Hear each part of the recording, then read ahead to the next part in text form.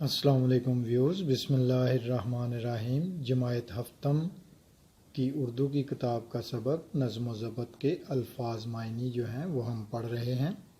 ترتیب دینا، سلیقے سے کرنا، رکاوٹ، مشکل،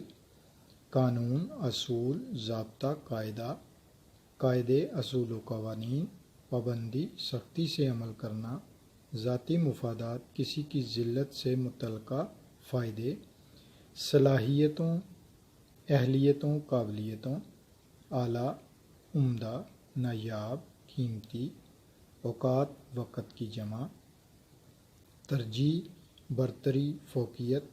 صحرا، ویرانہ، ریگستان، دھکم پیل، دھکے پر دھکا دینا، جائزہ، جانچ پڑتال، ترقی، اضافہ، بلندی، برتری، ثبوت، شہادت، گواہی، منظم، وہ چیز جو انتظام کے ساتھ ہو، سلیقہ، طریقہ، برعکس، الٹ، عاری، عیب، برائی، شعار، طریقہ، بے سکونی، بے چینی، انتشار، فساد، منصوبہ بندی، خاکہ یا نقشہ بنانا، دلیل، حجت، ثبوت، شہادت، سرخ رو، کامیاب، باعزت، شکست، ہار، بدقسمتی، بدبختی، بدنصیبی، کتار، لائن، بحث و تکرار، جھگڑا، مباحثہ، اتحاد، ملاپ، دوستی، محبت، تغیر و تبدل، عدل بدل، نظام فطرت، قدرت کا نظام، چگنا، پرندوں کا چونچ سے دانہ کھانا، مقدس، پاک، فریضہ، فرض کام، ایام، دن، صفیں، صف کی جمع،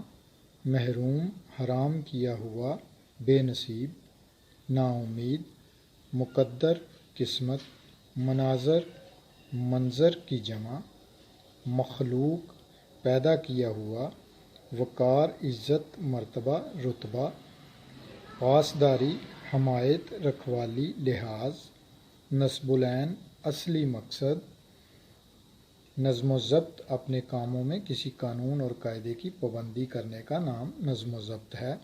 رکوع و سجود، نماز میں گھٹنوں پر ہاتھ رکھ کر جھکنا رکوع اور پیشانی کا بار بار زمین پر ٹیکنا سجود کہلاتا ہے۔